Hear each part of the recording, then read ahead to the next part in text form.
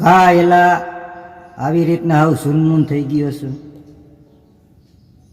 બાયડી આવી રહ્યો, માથાકૂટ થઈ ગઈ, બોલાચાલી નો પોગી ગયો. તું તો હું કોઈ નથી પોગી શકતા.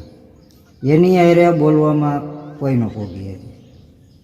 એને ભગવાનને અહીંયા એવા બાણ આપ્યા છે કે જે આપણને નથી આપ્યા. તો આપણને હુકમનું આપ્યા, હું કામ આપવું? આપણે કંઈક કર્યું? એ લોકોએ સારો વર મળે એના માટે મોરાકત કરે, કેટલાય વ્રત રહે, જાગરણ કરે, અને આપણે કંઈ નહીં. એટલે ભગવાને એને અહીંયા બાણ આપ્યા.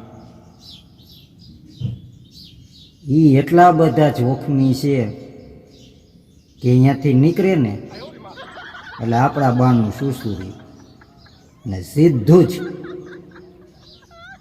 કાળજા વીંધી નાખે. અમુક બાણ તો એના એવા છે કે આપણા મગજની અંદર જે ચેતાતંત્ર રહ્યું ને એની અંદર એક જ્ઞાન તંત્ર હોય, અહીંયા જઈને ઠોકે. આખી જિંદગી લવકારા મારે. સાચું કીધું ભાઈ, એવું જ છે. અરે પછી ઝઘડો વધે અને એવું બાણ મારે, આખા શરીરમાં આપણા રૂવાટા ઊભા થઈ જાય. આવું સાચું કીધું. એને પોગી ન ગયો. ભગવાને એકાદું આપણને અહીંયા એવું બાણ દીધું હોત ને તો સારું હતું.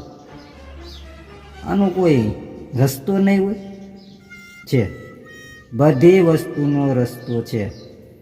એને ભલે એવા જોખમી બાણ આપ્યા, પણ ભગવાને આપણને એક ઢાલ આપી. ઢાલ?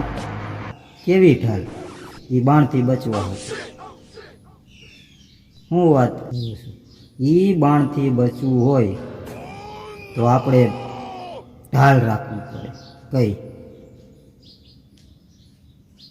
એ આમ બાણ મારતા હોય બોલીને તો આપણે મોરું જવા દેવાનું.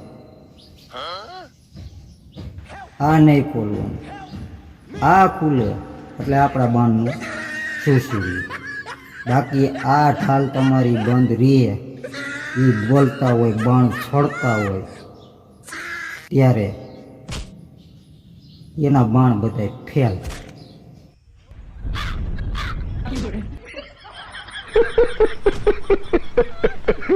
ઢાલ બંધ રાખો.